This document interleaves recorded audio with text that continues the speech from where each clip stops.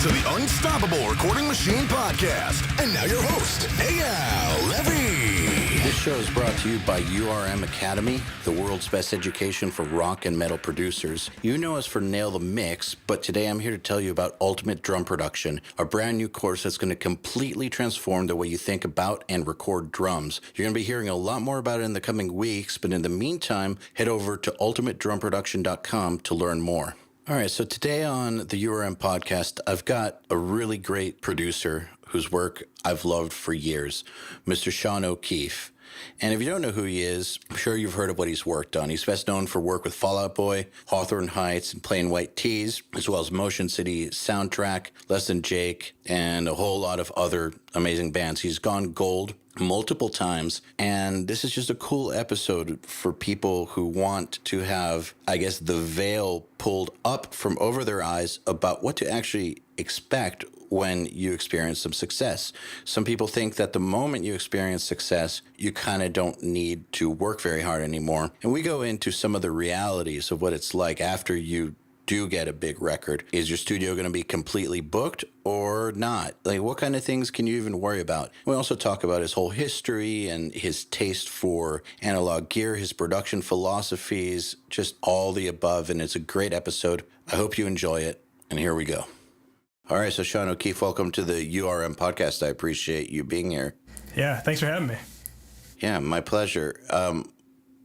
I want to get right to it. You've worked with some of the most iconic bands in rock or subgenres of rock in like the past 15 years. When you got started on the path of production, is that something you anticipated happening? Is it something you went for, or is it something that just kind of developed naturally through relationships? And yeah, I would say the third one, developed naturally. Let's see. I didn't, trying to think about went for, I mean, I think I was just going for, like everybody else. I just wanted to record and work on as good a stuff as possible. That was the only intention, I suppose. Yeah. Well, the reason I ask is because I find that some producers are like way more just artistically driven. And like you said, they just want to record the best stuff possible. And they do a really good job and are cool to hang out with. And eventually they meet like a band that takes off and everything works out. Whereas there are also dudes who, of course, they're artistically minded and musically minded, but like they're like, I need to have this number of plaques on the wall. Oh. I need to like complete this many goals by this certain date, and I will achieve it through X. Yeah. Well, I mean, there's no doubt about it that, like, when I received my first gold record, that was a nice like experience, and it was like, wow, it felt good, was it like a validation? Maybe in some way. Like, honestly, I don't really remember. I remember the day it showed up to my house. I was making a record there, but I guess I don't think so. Maybe finding out that it went gold or something, it was. But I suppose at that point, people had already told me, like, you're going to, this record is going to go gold. I actually remember sitting like in a tour bus with somebody maybe 3 or 4 months before, and he was a manager, and he was just saying, oh, that record's on autopilot, and this thing is, you're gonna go gold, or and like those things don't, I don't know, especially at that age, they don't really register.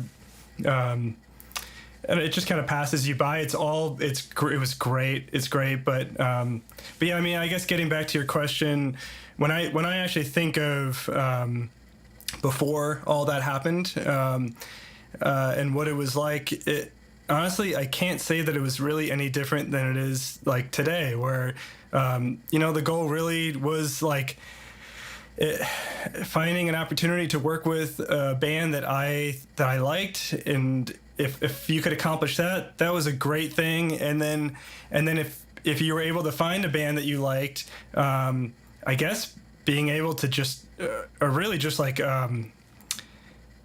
just being able to follow through and do the very best that you can. I think that was the goal. It's like, you know, when I set out to make that the Fall Out Boy record in particular, but really all of them, the goal is just I want to make this as good as we can possibly make it. I mean, that's kind of that's the goal for sure. And then as far as like a goal of that end result, doing something or having a certain kind of a separate thing. Definitely, yeah, absolutely. And it's really somebody else's job, you know, or decision after that. Yeah, it is kind of out of your hands in a way, and I think that's actually kind of a positive thing for producers to learn how to differentiate, because I think it goes down to like this. Like the smallest everyday things, like sending off a mix to get feedback from an artist or something. You have no control over how they're going to react. Yeah. You know, having a label here for the first time, no idea how they're going to react. You know, whether or not a band is going to break up in the first 6 months after you recorded them, like that kind of stuff is totally out of your control. And I find that worrying about that kind of stuff, I mean, I think you should worry about it to a certain degree, not to let opportunities pass you by, not to make the most of them, but maybe worrying about it too much can cause a little too much stress and worry and distraction from what's really important. Yeah, that's an interesting point, because I do feel like that's a fine line. You know, it's like I always worry with basically everything, but but I mean, like you said, when you send off a mix or whatever, and anything, it's always like there's always anxiety attached to it. And I think, I mean, at least for me, part of that is that you've created something, or you've been a part of creating something, and like you said, then you lose all say in it at that point, and somebody else gets to tell you what they think. And that's like, you're putting your stuff out there, and that's totally, to me, overwhelming and nerve-wracking. And when it comes back and it's positive, it's amazing, and it feels incredible. And it's like, it's one extreme. And when it comes back and it's negative, it's like an assault on your like everything, you know. And it's hurtful, and it's a hard, at least for me, that's a hard balance, you know, to try and kind of keep like just keep a middle ground there, because yeah, it's, you know, you're really just creating something, and somebody else is going to decide, you know. You know what's funny is I've been just through doing like this podcast and like the educational part of like Nail the Mix, New York Academy. We've been around so many mixers, and then also back when I was mixing professionally and working under people, it's funny how no matter where people are at in their career, they still take it personally. Yeah. Like I think sometimes people would like to think that they separate themselves from the outcome, but I mean, we're talking about art. So yeah. I think it's hard to separate yourself. I mean, but you have to a certain point to be able to just, you know, get through the project and get onto the next one, and not procrastinate sending off the mixes in the first place. Definitely. And I do feel like, at least in my experience, when enough good feedback comes in over the course of time, I think that helps you kind of build your confidence as you're moving forward, to at least know that, yeah, I guess to like eliminate like the extreme amount of worries, like you said, so you can you need to be able to focus on what you're doing. And I think that's super important. And maybe I have to just remind myself that not every one of those is going to be like a home run or something like that. But still, I mean, that's kind of our job, I think. And an artist's job is just you need to put your all into it and do your best. And you can't let it distract you from that. That would be really difficult or bad. You know, this reminds me of an interview I read like 10 years ago or more, and I forget which producer it was, but he worked on an Alanis Morissette record in the 90s. And I think that he did the first mix of the album and got fired like that day for it. Jeez. Like she hated it, like fucking hated it. And he didn't think there was anything wrong with it. He stood by it, which is interesting because, you know, the general practice, at least now, is if you get mix notes, you do the mix notes, and totally. You fix the mix for the artist. But man, I don't remember who this was. I wish I did. It was just so long ago. But I just remember reading, like, it had her take on it and then his take on it, and he was just like, they can go fuck themselves. That mix was perfect. There were no changes I was going to make to it. I don't care if she didn't like it. And her side was, he totally missed the point. It was didn't even sound like the same band, and literally was fired that day. So I just think it's, all right. I think there's a point where the confidence goes too far, possibly. Totally, yeah. There's that reminds me of something. If you don't mind, I'm gonna give you a little story because, and I didn't know that we were gonna go, talking about this, but yeah. So speaking of the Fall Out Boy record, when I did that, actually, we did a few of the songs like first as like I guess demos, but those ended up being on the record. But then we went forward and they got signed. We made the rest of the record, and the record company had booked a tour for the band right after, and they were really up against like a deadline. And the only way that we were able to make it work was that the band had to go on tour literally the day after that we finished recording the record. And anyway, point is, it meant that I had to mix the record on my own while they were on tour. And those were the days where there was basically no, as far as I knew, sending internet mixes. There was certainly no recall. It was all analog console. Mm-hmm. And so, speaking of the anxiety, so I had to mix that whole record by myself and print all the mixes, knowing that there could never be a recall on anything, by myself while the band was gone. And this was like their debut record, and I think I must have been nervous, but I also was so excited that maybe that like kind of just stood in front of the nervousness. But anyway, I do remember when I finished, and I was like going insane. I was like up till 7 a.m, and I remember the assistant would walk in the next morning, and I'd play it. I'd be like, "What do you think of this?" And he'd be like, "Dude, you gotta go to sleep." And but I do remember the band. They came home like after a few weeks from tour, and that was the first time they heard their record, and I had to bring them into the studio and hit play, and there was no changing it. And that was definitely a nerve-wracking moment. And I'm just sitting there going, but I didn't have the feeling of, to be honest, of like, my feeling at that point was, I hope they like it, like I really hope. It wasn't like this is it and fuck you, but they were my friends, and yeah, and thankfully they liked it, and it was okay. And I think we made a couple of changes. They wanted a few things louder, and so we literally they sang them again, and we added them to the 2-track, a couple screams or something at mastering. That's fortunate. That's very, very fortunate that they liked it. They liked it. Yeah. Totally. Speaking of getting to that point, so that was like the early 2000s. How long had you been recording before that? And I guess also, how long had you been recording professionally before that? Yeah, not long. I mean, I was, I think we did that in 2002, and I was 22 years old in 2002. So. Oh, wow. Yeah.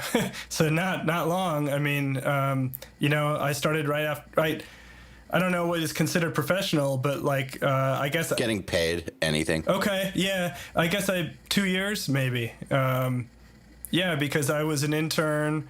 2 or 3 years, I was an intern that I started making recordings like for money probably around 1999 or 2000. And then we did that 2 years later. So yeah, not very long. Wow, so that happened fast. Yeah. Did you record through high school to where you knew you wanted to pursue this path, or did the internship thing just kind of materialize like it does for some people?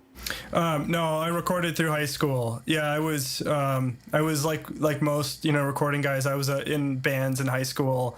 I was a drummer in a few like punk rock bands, and I love that. And I think probably, from an earlier age, I knew music was something. At least I thought at that time, music is what I want to do.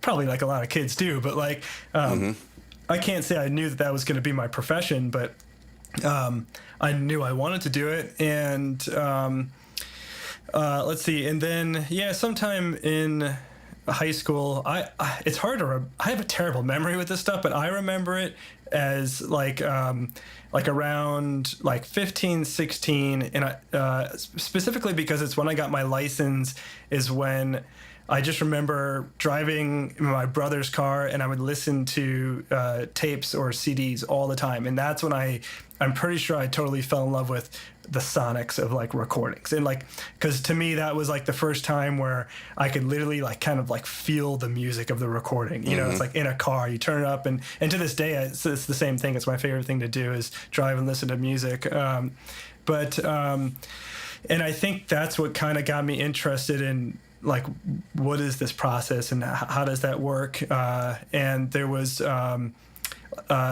think it was for my 16th birthday, I asked my mom as a present if she would take my band into the studio for a day or a weekend. It was 2 days, and it was this guy's like basement studio, and in a nearby basement studio. And to me, it was like the coolest thing ever. And and I'm pretty sure it was that got me hooked on recording. And so I borrowed like a friend's 4-track and was recording like, just cassette 2 tracks and stuff. Yep. So anyway, to answer your question, so I definitely had experience, and I spent all my time doing it, and I made a lot of recordings in high school for my band and other band, all kinds of stuff.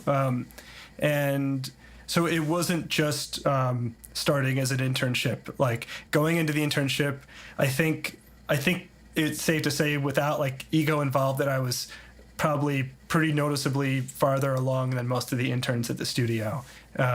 Makes sense. Yeah. How did that come along, the internship? And I know that it's completely different back then than it would be now, but still just for the record, how did that come along? Well, out of high school, I was supposed to go to college. My dad was, insistent that I go to a college, and even though I wanted to do recording and music, and so we settled on a local college here in Chicago called Columbia College, and it's like an arts kind of college, and they have a recording program, and so I signed up for that recording program, and I started going, and within the first maybe, I don't know, 3 or 4 weeks or something like that, I really hated it. And it's not that I hated it. I just didn't feel at home, and I didn't, it sounds so wrong to say, but it felt really slow to me. And I was an anxious. I went to Berkeley. I dropped out for very similar reasons. It was just so slow and boring. I couldn't deal with it. Yeah, you want to get to the recording, the good stuff, you know? And I've been doing that, and I had a little setup where I lived, and I was recording, and all I could think to myself was, I just need to, I want to be recording all the time. And so I was driving to school one day, and I just couldn't bring myself to go, but I also couldn't bring myself to not go without a plan. And so I decided I would justify it if I went to there's like a local newspaper at that time that had all the recording studios in the ad section. And I said, I'll call all the studios I can and try and get an internship. And that'll justify me not going back to recording school. And that's what happened. And I called and left messages, and it took about 4 or 5 months, and And eventually I got an internship at a studio in Chicago called Gravity Studios, which was the place that I worked out of and made tons of records at for probably the first 6 years of my career. So how was your dad about the dropping out of school and getting an internship thing? Was that easy to explain, or? Well, not really, because I didn't explain it to him at first. Actually, yeah, I didn't tell him, and to be totally honest, so the deal in our family was that as long as I was in school, he would pay for my rent, and I lived in, like, it was an office. It was a two office building, and I rented the office. There was a shower, but no kitchen. But I lived there because after 5 o'clock on Monday through Friday, nobody else was there, and I could make noise. So I lived in this little office so I could have band practice and make records at night. But my dad was paying my rent, and I didn't want to tell him I wasn't going to school because I would no longer have rent money. Ride would end. So I didn't. And then when the semester ended and he asked for my report card, I had to tell him then that I didn't go. And that's when the rent got cut off. And that's actually really what forced me to do it for a living. And I put out a little ad in the newspaper saying I could, I have a recording studio, and I really hustled, and that's really when I started full-time making records, because I had no more income. It's funny what people can pull off when they have no choice. Yeah. They really decide to do it. How long was it between getting your rent cut off till you could support yourself from it? Probably a few months. And in all fairness, I was delivering pizzas on the side during there so I could eat. And honestly, I've thought about this because people have asked me this.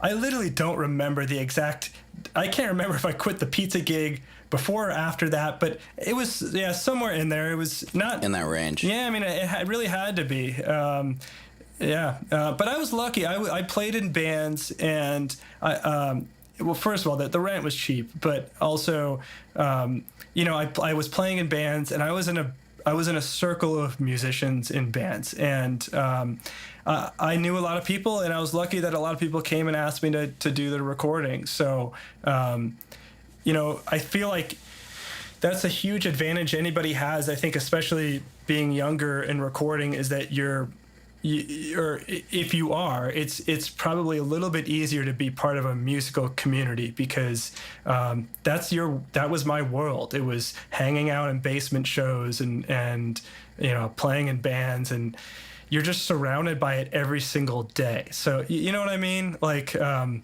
absolutely. Yeah. We've always told people that if they really want to accelerate their progress in terms of getting recording clients, one of the best things you can do is play in a band, be a musician, and be active, play gigs and Definitely. go to shows, and just be an organic part of that community. Yeah. Don't try to insert yourself in a weird way.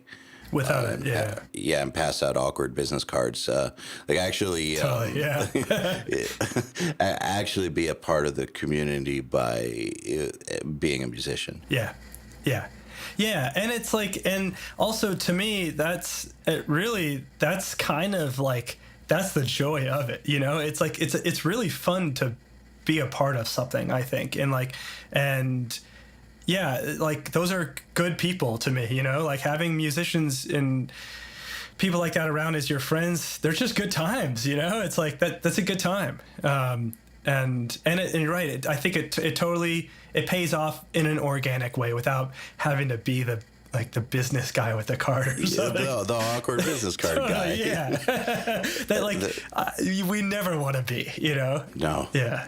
Absolutely not. Yeah. Like a NAM Punisher. It just doesn't really work, and totally nobody likes it. Totally. So were Fall Out Boy just like a part of that same community you were a part of, same circles? And yeah. Yeah, they were. I had recorded each one of them individually in a separate band before Fall Out Boy, which is kind of funny actually. So Patrick was a drummer in a band. PDA, I think is what it was called. It's a good name. Andy Hurley and Pete Wentz were in at least one band called Arma Angelus, which was like a hardcore band that I made at least one record for. And Joe Troman was in another band that I don't remember the name of, but I also recorded. And I went to high school with Joe. But yeah, so I knew all of them. They were all part of that circle. We would all see each other at these basement shows and things like that. And then specifically, Pete was hanging out during a record I made right before Fall Out Boy's record, called Knockout at the time.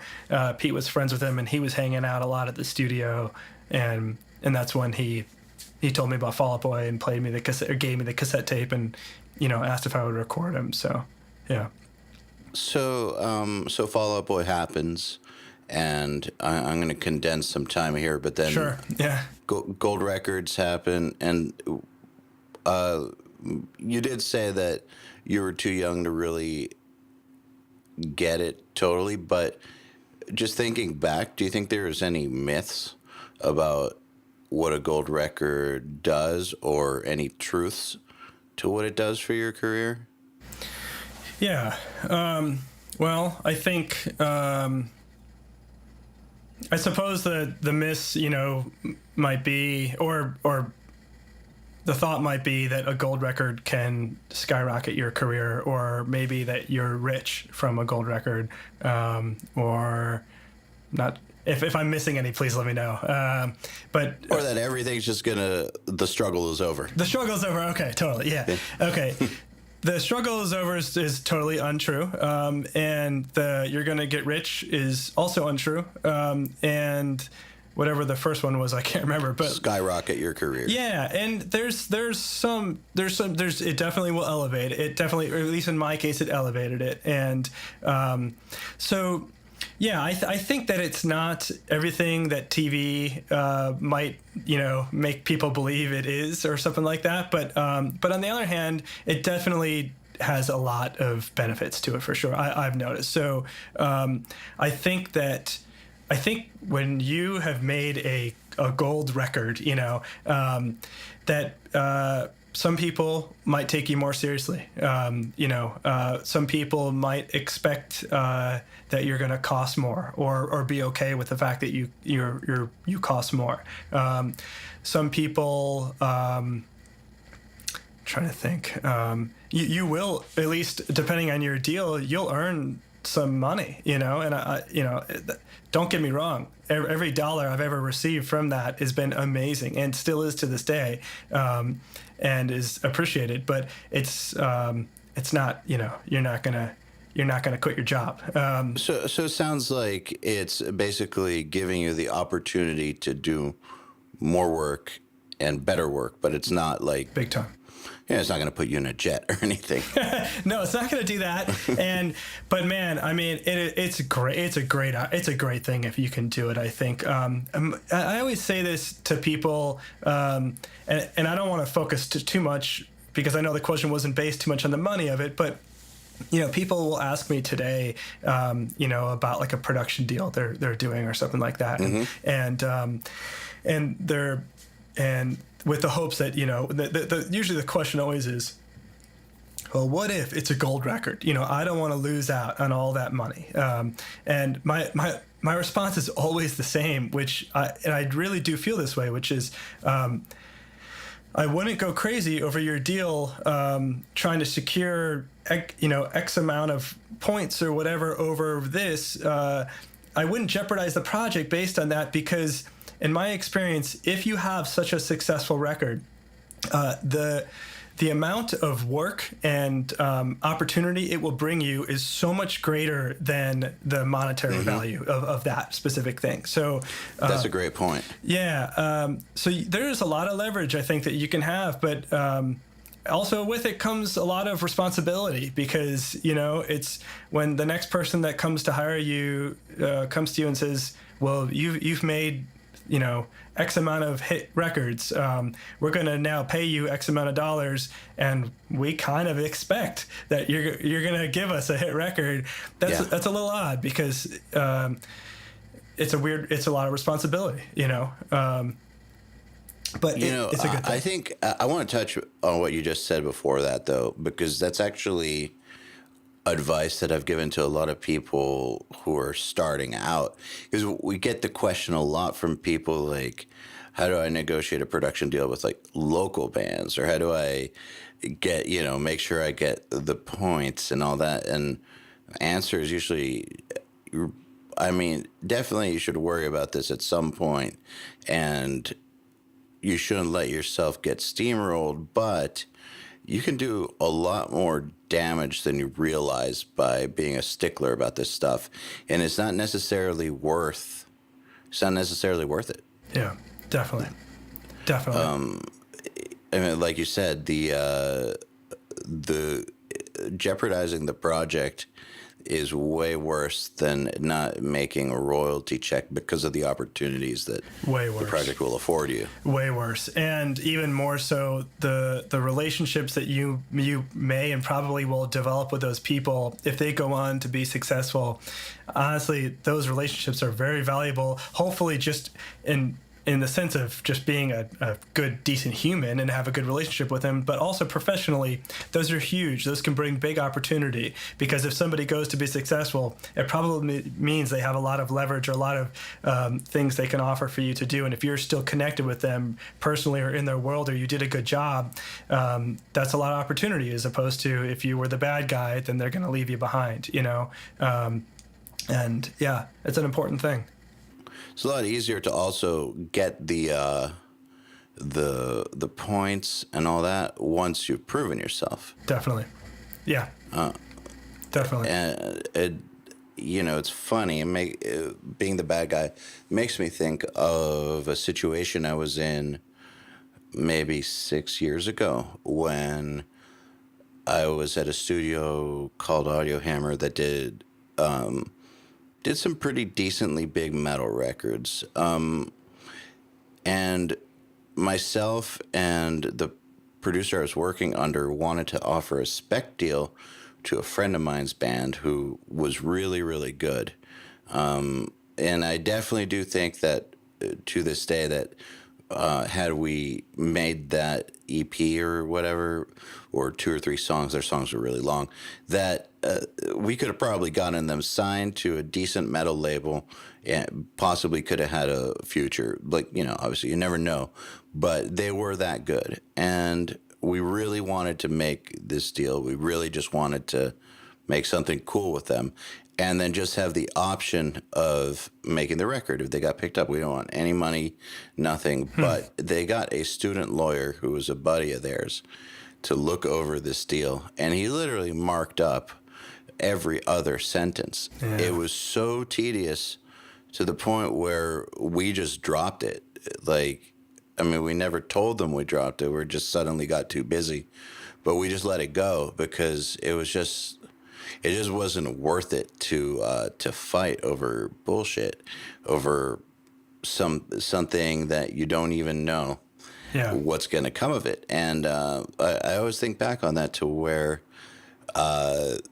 nobody had any ill intent for it. We just wanted to make some songs with them and help them get signed. And had they just been cool, it would have happened. Wow. So, I definitely think that the idea of jeopardizing a project by being too much of a stickler on the business is very, very, it's very real. Yeah, it is. And it's too bad because, ultimately, it's really it's about being part of something and creating something great. And if that can't happen, then none of it matters anyway, So. Yeah, exactly. Yeah. We're not in this to mark up contracts. I'm not. Yeah. I hate it. Yeah, totally. Yeah. Yeah, honestly, I barely do contracts anymore, and I don't know if that's something that, like, some people might not be pleased with me saying that, like my manager or lawyer, but like, it's What just, up, Johnny Minardi? yeah, hey Johnny. when Johnny's involved, and I'm lucky enough to be doing those things with Johnny, I'm thankful to have contracts, and it's great. But I'm just not very good at being diligent about that. Well, I feel like there's both sides of the coin with it, where especially, we're not talking about making a deal between Beats and Adidas. Right. We're talking about working with bands. And so generally, if someone doesn't intend to fulfill a part of the contract, it doesn't matter anyways. You're not going to get that thing from them. Like, it's generally not going to be worth taking them to court over it anyhow. Yeah. So if you're going to enter into a deal with somebody, I mean, it's always good to have your ass covered, but for the most part, you should trust the people that you're going to work with. Totally. And I'm not saying to be naive, but going to court is really, really pricey. Yeah, definitely. Yeah. Yeah. Oh no, go ahead. Yeah. Oh, sorry. I was going to say not always worth it. And definitely. Yeah.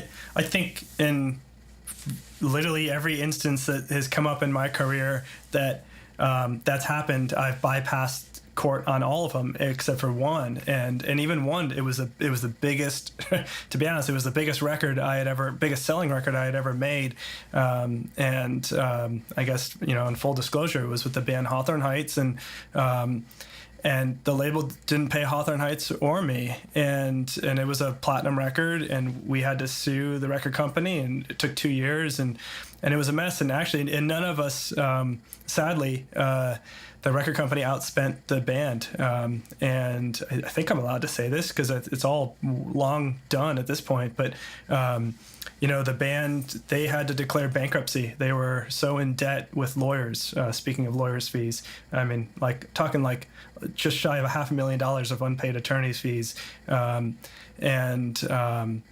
they had to declare bankruptcy. And because as a producer, typically, at least with all my deals, usually my deals with the band, they wanted to pay me, but they weren't getting paid, so they couldn't pay me. So, and because they declared bankruptcy, and I'm technically a creditor, then I can never get paid from that. So I never got a cent from it, and neither did the band, and we never will, because of the situation. And it's really unfortunate, but that goes to show that's even one where it's probably worth it to go spend the money in court.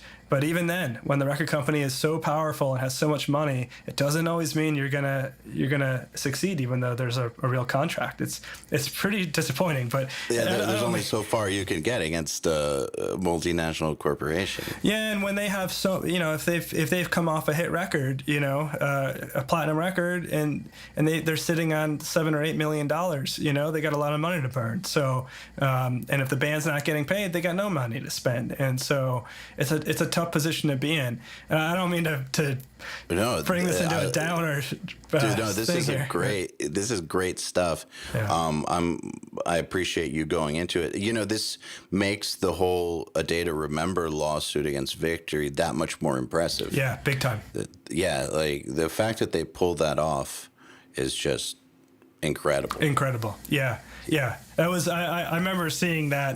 No pun intended. That was the day to remember for me, because it was like a couple days before Thanksgiving, I think, last year, or was it 2 years ago? Anyway, whatever. So in that range. Yeah, and my brother's an attorney, and I was at Thanksgiving, and I had seen that they won, and I showed it to my brother. I said, "Do you remember, the Victory Records lawsuit that I went through way back when?"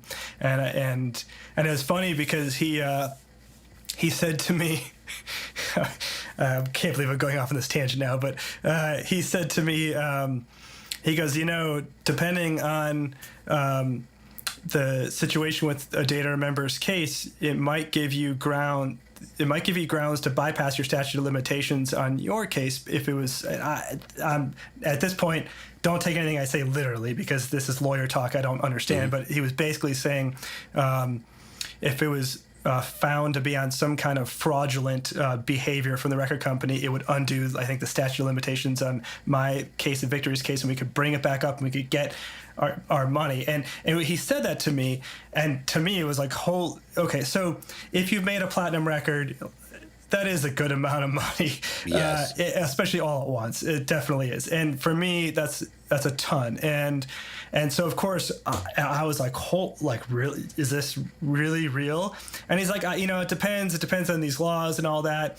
And he kind of left it there on the table. And my brother's name is Gavin. And I was like, Gavin, I don't mean to be pushy, but this isn't just a few bucks we're talking about here. Do you think you can look up these laws and see? And he pulls it up on his phone and he's like, I'm sorry, it still doesn't, no, you can't do anything about it. And it's too bad, but it's good for a day to remember, and that's a great victory. That's one for the artist, and I'm very happy about that.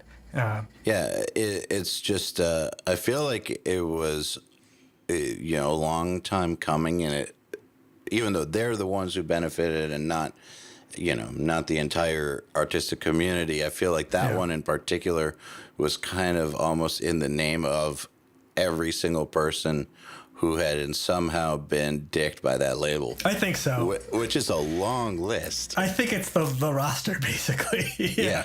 I shouldn't say that. I don't know. But it's everybody I know, at least that I've worked for, that's been on that label or been on that label is part of that list. I don't think we're talking about anything here that's not like common knowledge. Yeah. So, it kind of is what it is, and good for them. If you're like most producers, you're dialing drum sounds the old-fashioned way, by trial and error, swapping out drums, heads, and mics until you finally find something that works, oftentimes for several exhausting and tedious days. Sound familiar, right? I know I have spent up to a week getting drum sounds in the past before I knew some of this stuff. So guess what? It doesn't have to be so painful. Ultimate Drum Production is our brand new course that teaches you the scientific method for dialing in the perfect drum sound on the very first try. Exactly, the first try, not the 100th try. It explains in extreme detail the sonic character of every single component of drum sound with exhaustive profiles of every kind of drum head, shell material, bearing edge, and hoop, as well as ridiculously detailed tutorials on mic selection, placement, and room choice, editing, and mixing. And when you understand drum tone at such a fundamental, insanely deep level, it's like having a set of tone Legos you can use to easily build the sound you hear in your head. You don't need to guess and check. You just assemble the building blocks however you want. To find out more and get access to exclusive pre-order pricing, head over to ultimatedrumproduction.com/preorder, and we'll see you in class.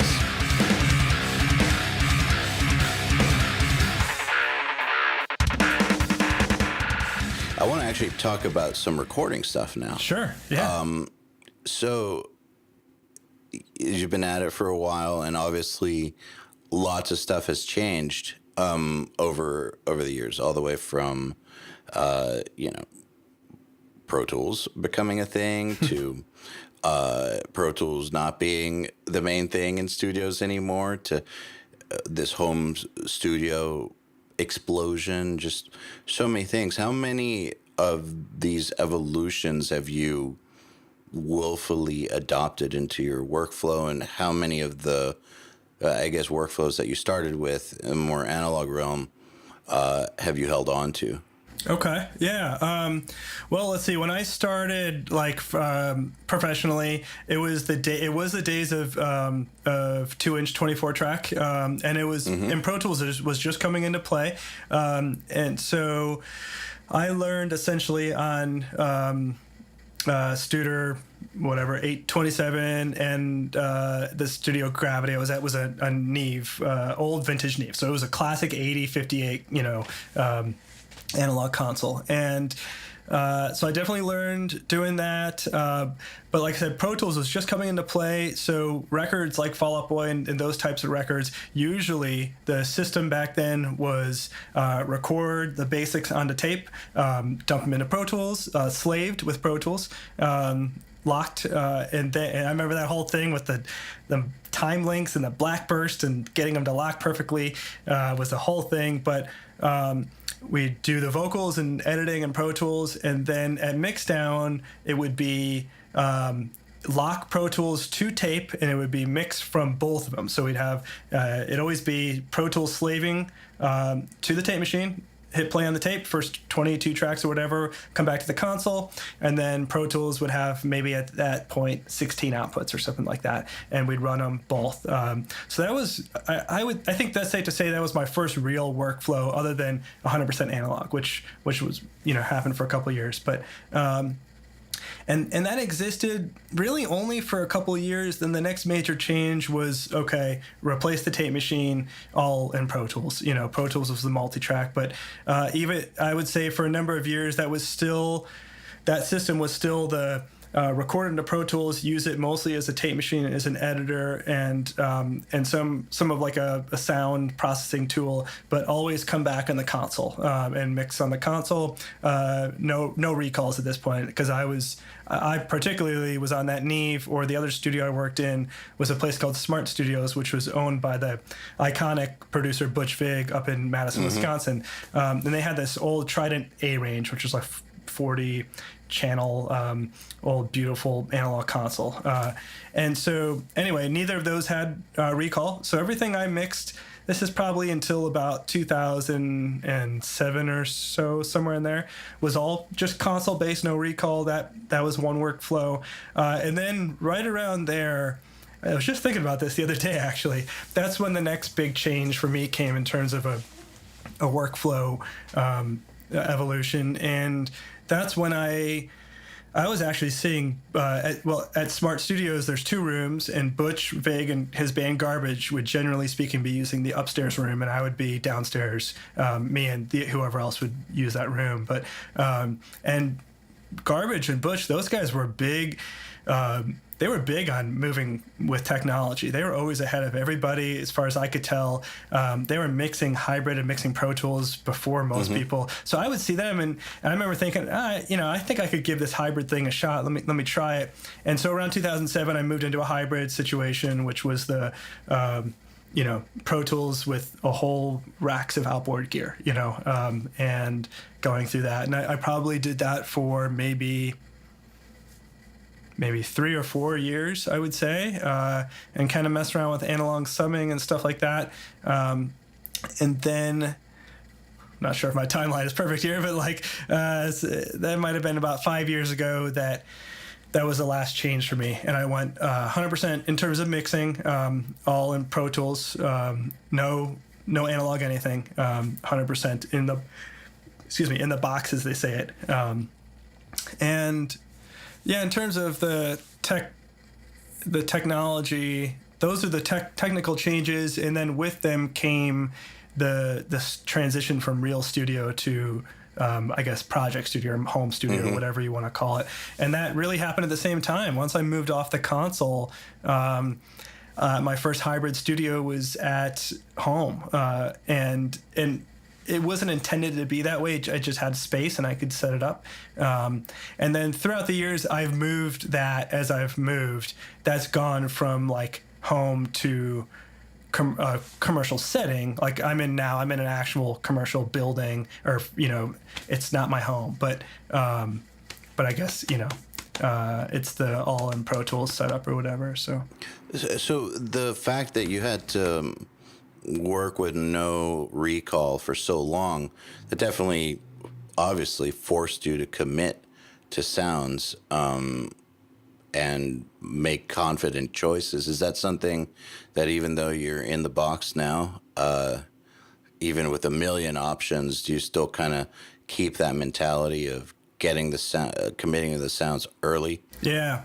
I definitely try, and I really like that. And it's funny you say that, specifically the word commit, because I just upgraded to Pro Tools 12, and they have the commit feature. I don't know if you're a Pro Tools user or not. It's about time, right? I know, yeah, totally. I'm just saying, because when I first started on a DAW, it was like Cubase SX or something, long time ago, and they had the commit or the freeze function back then. How crazy. I can't, we're talking like 2003 or something. Yeah. I can't, how did Pro Tools just get it down? I know. It's like totally. It's kind of funny. It's pretty funny, and it's so typical. But like, and I upgraded just for that one reason, and I was just doing a tracking project, and I was using it left and right, and I love it. And actually, what I found was that we'll record something, and if I don't have if part of the sound is going to be post with plugins, which a lot of times it is for me. Then I will commit that. And it's great that you can undo and go back, but I'm just starting to mix that stuff. And I love it because actually, I would say 75% of what I committed, those are my tracks now. I have no interest in going back. I don't even want to know what I did to it. It's like, and so, yeah, I try, and I think it's a good way to go. It also makes me think I just did a record, or we did the back half of it, and I'm doing the other half of it in a couple weeks. By back half, you mean like? Oh, sorry, the front. I did half of it. I tracked 5 songs basically of this one record. Sorry, that was the wrong way to say that. And then I'm doing the other half, the back half, in a couple of weeks. It was the artist's request to do it 100% analog, the whole thing. And so, I mean, I haven't done this since when I was talking about a long time ago, and so. And even mix it, so it literally never touched a computer, and it's fun. It's fun to commit, and it does force you to do that stuff, and doing it reminded me how valuable that stuff is to make those decisions. Also, track count. We got 23 tracks, and you got to make them count. And it's like, and there was a moment when we did one last guitar part of this song. And it was like, I think we're done. And the artist or somebody in the room said, maybe we should. And I remember thinking, we'll have to try this. And then looking and going, you know what?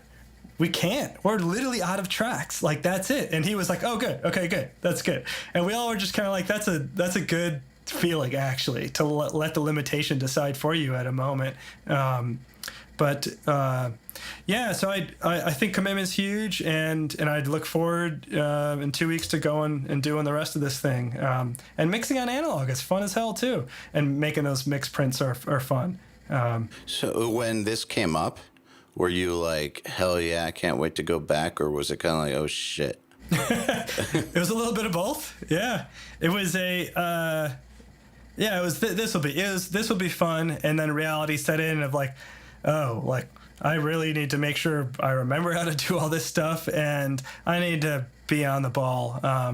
And yeah, I can't say that I would go and make every record like that today, because obviously Pro Tools brings a million great things. But the thing I miss about analog tape the most, and that I liked the most with that, was the process. It's just you have to be focused.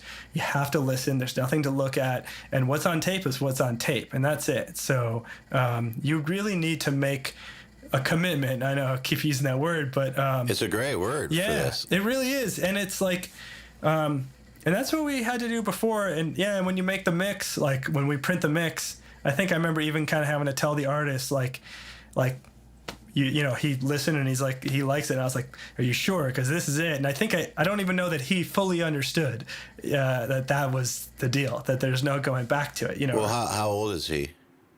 Late 20s. Yeah.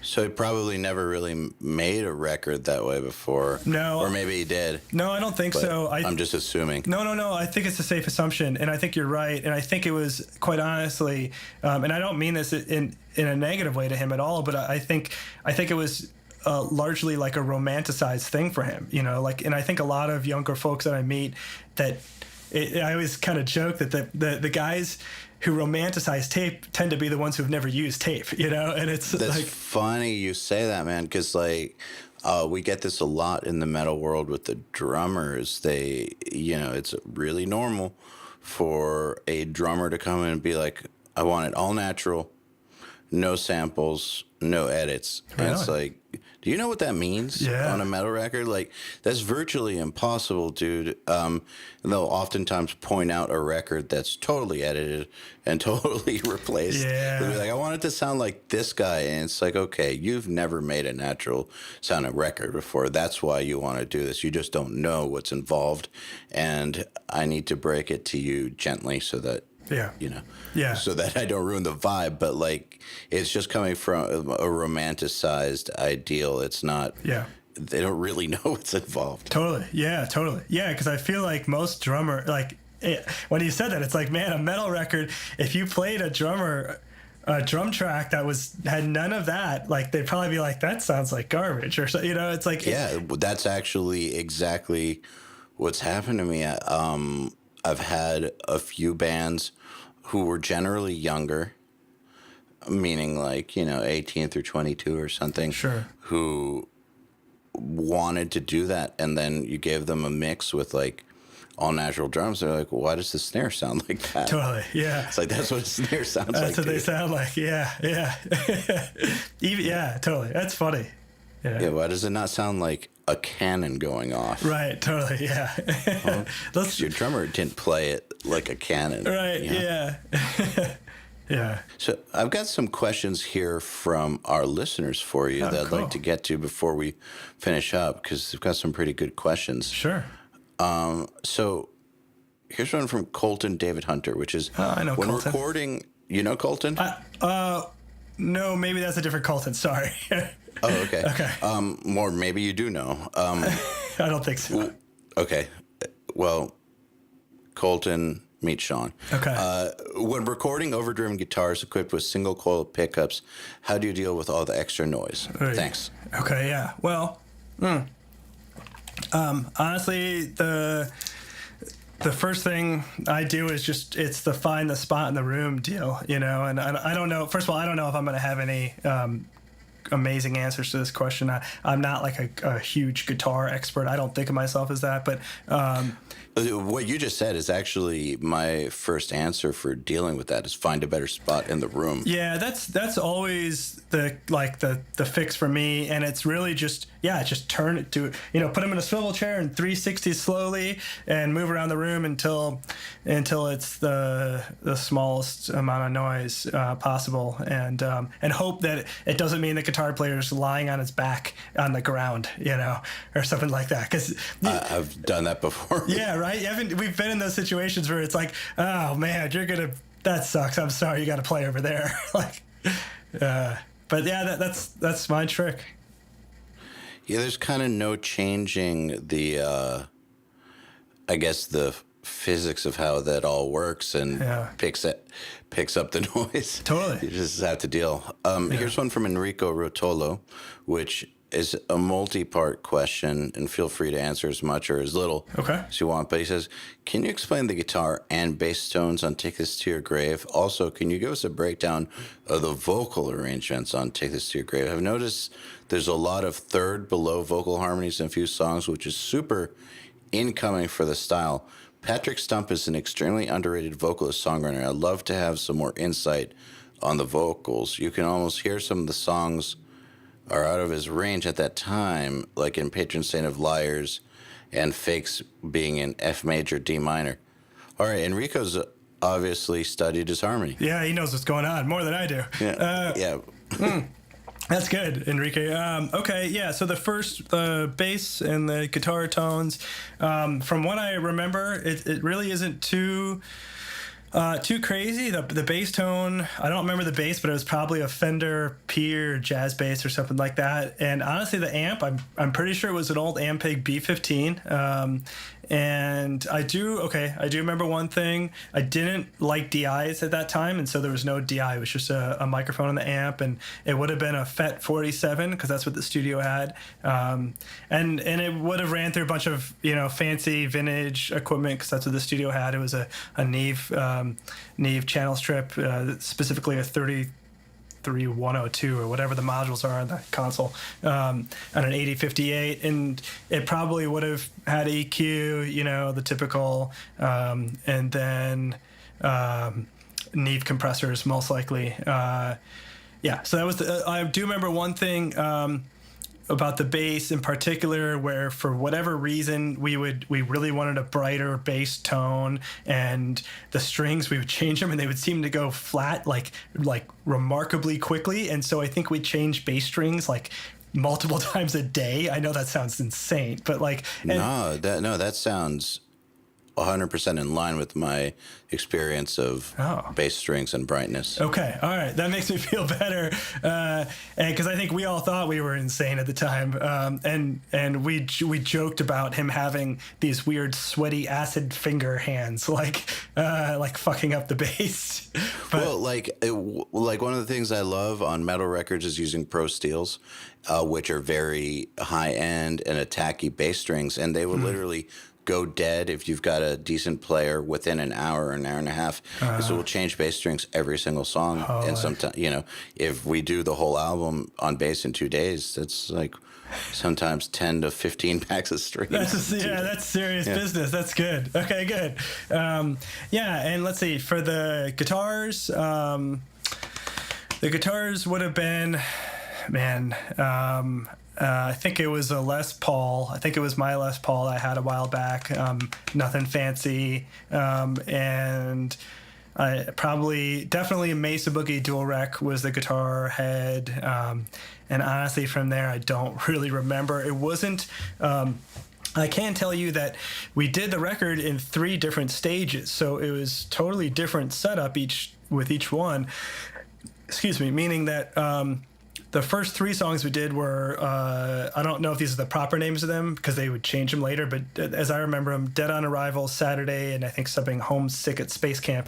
And those were 3 demos that we made that those demos went on the record as is, like we didn't remix them. So that was one set of recording sessions. And then when the labels, they were trying to get signed, the labels asked us for more songs. We did 2 more, and it was called, or at least the titles I know is Where's Your Boy Tonight, and I think Hey Chris.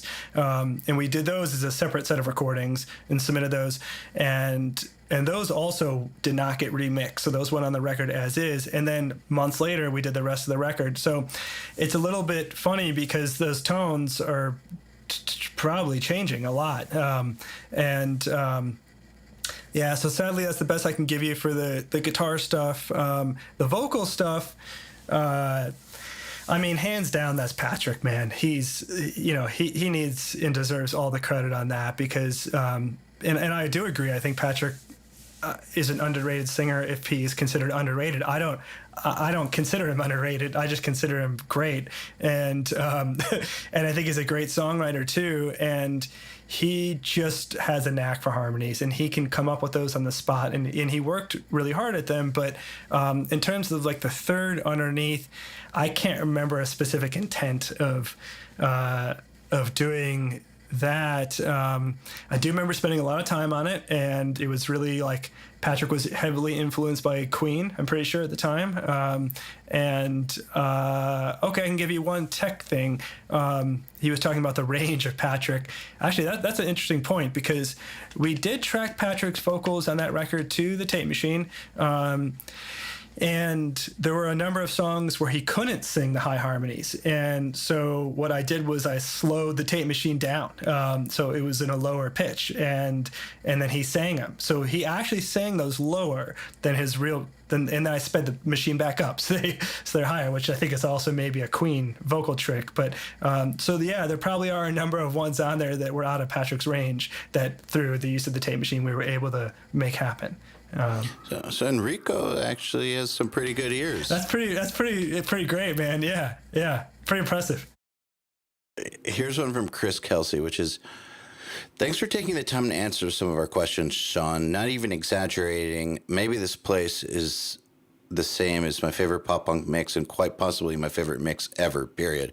I know the album was engineered by Seth Henderson, and I've always been curious as to how extensive the mixing process was for that album. Did you use all the tones from the guitars and bass that Seth captured, or did you reamp DIs? How much sample reinforcement replacement did you do to the drums? Were the vocals tuned at all? They don't sound like it. I ask because I find the album has an extremely natural sound to it, especially in comparison to all the things that Seth engineers and mixes himself. And yet, the album sounds punchy and huge simultaneously. It's a sound I've been seeking ever since I first listened to that record that I have yet still to fully achieve. And I have inclination that a lot of it comes from the mixing phase. I would love if you could shed some light on this. Thank you for your time. And these are some detailed, long questions. Wow. Yeah, totally. Yeah. That's, what was his name again? Chris Kelsey. Chris. Yeah. Thanks, Chris. That's awesome. Yeah, I'm flattered and honored that you think that. Yeah, let's see. So for that record, well, a few things. You're right. I did just mix it, the guitars were the sounds they gave me for sure. I don't think I got any DIs on that. And the bass, quite honestly, I don't remember. It would have.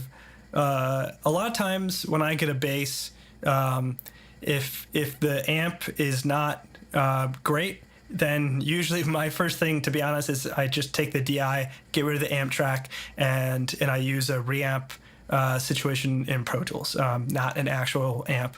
I like that a lot, and I don't remember. I'm sorry if I used that or not on that record. I really don't remember, but. In regards to what was so you were talking about the organic part of that.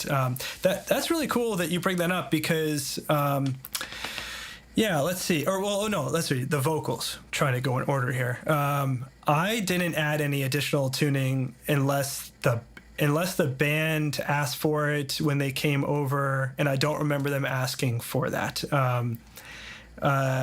So I think that's however they came to me, and I thought his vocals were fantastic. When I got that record, that was my favorite thing. I thought he was really great, and when he came over to the studio, I was really excited to meet him, and I remember telling him how much I thought his vocals were killer, and really drove that record home. But and when I get a vocal like that, it's fun because whatever sound you give it is just like it's just an instinctual reaction, which is ideal, I think, for any sound or any record you can make. If you're working off instinct, that's by far the best one, and that's not always the case, but those are the ones you want to cherish. And I felt that way with his vocal, but in terms of the organicness of the mix, that's interesting because I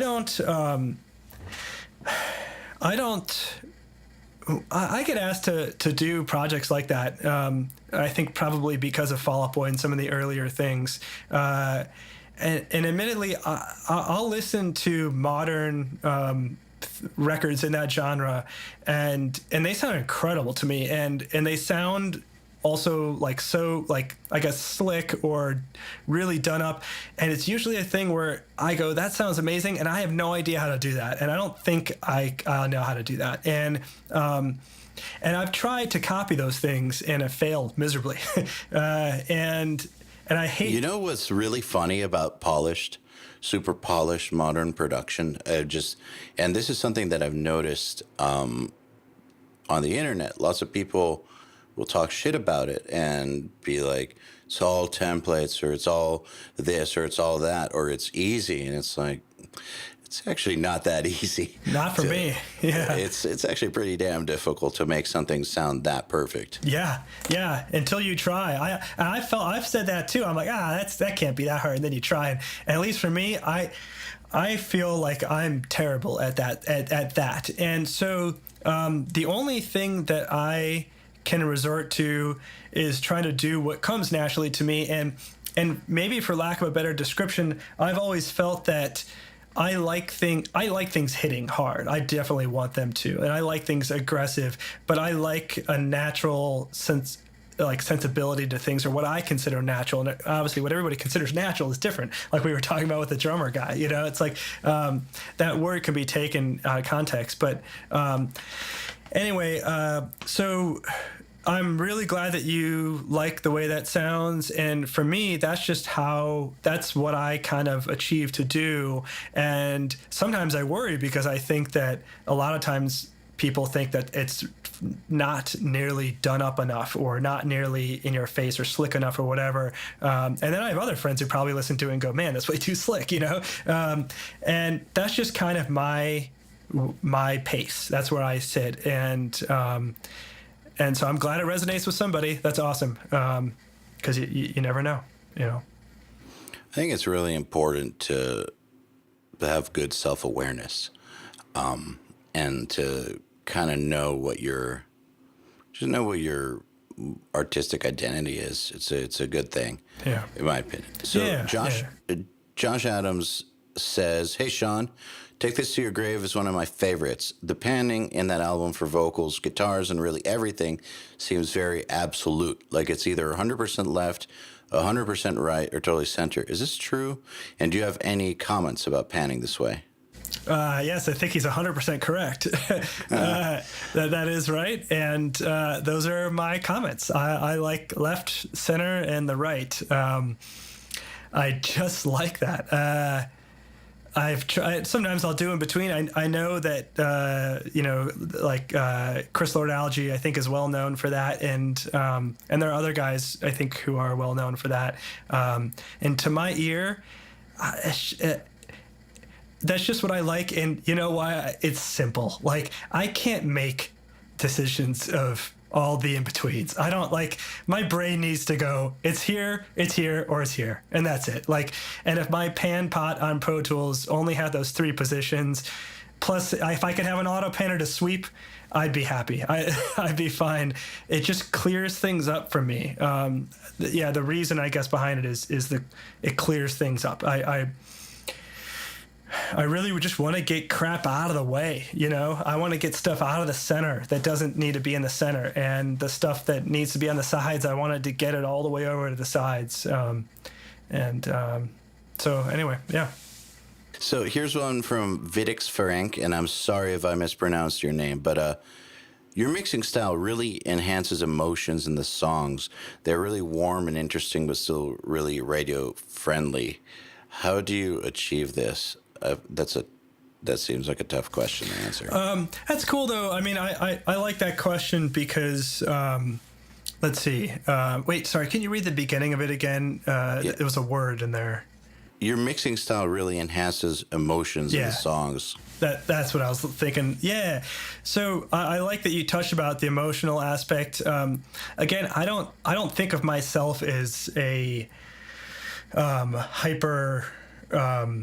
Like a master mixer or a master producer, any of those things. But the one thing I really try and hit is that emotional content. To me, that's still to this day.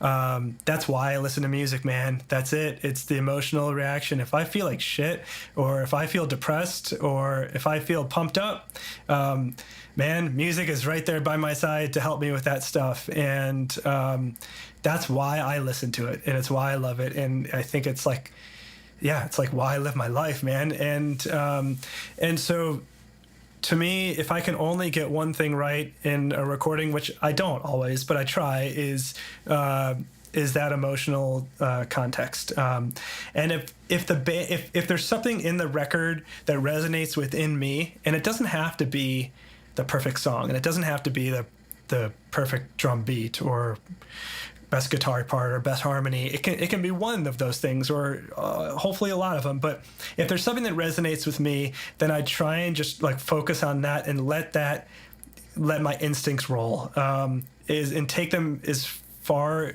as they can be taken, just based off that. And then there's obviously times where you got to start thinking and putting your brain into it, and I try and limit that as much as possible. And I have found that over the years that the ones where I put my brain in too much are the ones that I don't. When I go back and listen to it again, I don't love as much as the other ones. So that's kind of it. And then the rest of the mixing, the warmth or whatever, I think that's just your taste, and it's your ability. There are plenty of mixes of lots of mixes I go back and listen to, and I think, man, I owe that guy money back, it's Yeah, and you just got to do what you got to do, what you can do at the time, and I think that's just kind of like there's no way to it. It's just trying and just keep trying and hope, and when something resonates, then figure out what that was and maybe try and find more of that. But to me, it's all about it's finding the right source. You know, if the source is resonating with you, you're kind of on autopilot, and you kind of get a little bit of a free pass almost, you know, which is pretty sweet. Sounds like once your instincts kick in, that you're pretty confident with them and not much second guessing. Like, that's the best. If you can do that, Yeah. that's the best. Yeah, definitely. I think sometimes I think it takes a while to develop that kind of confidence, but I think you can bring it about quicker if you do some of the things that we talked about earlier, like get used to committing to sounds. Like, you will force your development by forcing yourself to commit, because you're gonna have to learn to trust your instincts. Yeah, I totally agree with that, and I'd love to add another comment to that, because I do think, as somebody coming up, it's funny, when I was young, I actually felt it was not by any choice. It was really easy for me to follow my instincts because I was too dumb. I was too dumb to know any otherwise, you know. And it was like, and nobody could tell me any different. This is what I was going to do. And then as you start learning, almost it changes, and you kind of learn about record making, and it's a funny kind of thing. And then and now, you know, later in my career, like, you know, I think you try and balance your instincts and your knowledge. But going based on what you were saying, going off what you were saying about just try and like commit. My biggest piece of advice to anybody trying to learn to trust their instincts is to create something and do it quickly. Don't slave. Don't go back. Don't do revisions. Treat it like it's an analog console and like an analog tape machine, and create for the purpose of creating, and then move on and do another one. And as you do those, you will only be able to go off of your instinct if you keep it short like that. If I had this technology when I started, I think I probably wouldn't be sitting here doing a podcast. I think I'd still be recalling the same fucking mix from 15 years ago, and it'd be a nightmare. And it's a difficult thing for me still to this day now, having those things. And I think if you're coming up, that's got to be really tough. And I think limitations are so important when you're creating, and I feel really blessed that I had some of those when I started, and that would, yeah. So like you said, commit, and move on. It's almost like if you started in the analog days, you had the disadvantage of some things taking a lot longer or not really being possible, like certain types of edits or whatnot.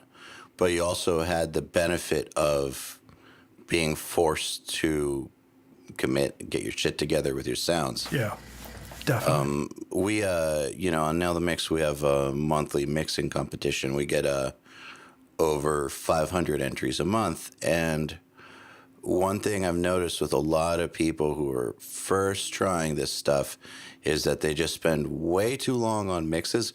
And those tend to be the worst entries. The guys that tend to win, and who have also gone on to have careers or are starting their careers, they just tend to be faster. Like, they'll get it done in an afternoon or whatnot. It's just, I do know that there are some guys who are really awesome. Like, for instance, Colin Richardson, famous metal producer mixer, who notoriously took forever on everything. But I think that that's more of the exception. I think that the guys that I know that are really killer, for the most part, are pretty fast. Yeah, it makes sense, you know. Yeah, I mean, I feel like what you said about the being too dumb there's a lot of wisdom to that. There's a point where engaging your conscious mind too much with an artistic project can really start to ruin it. Yeah, I mean, because, man, at the end of the day, like, when we're making records, you know, we're making something that somebody wants to listen to and have an emotional reaction to, you know, and I know for me as a kid, that was all that mattered when I listened to music. That was it.